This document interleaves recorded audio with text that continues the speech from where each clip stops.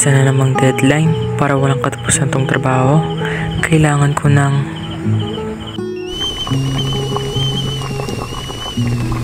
isang Nescafe. Hindi ako yung tipo ng taong umaasa sa magic. Pero simpleng pag-inom ng Nescafe, may something eh. Parang nag-charge ako.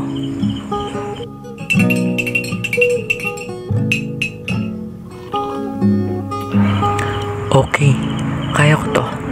Yung tapang, yung init, perfect combination para harapin ang kahit anong problema.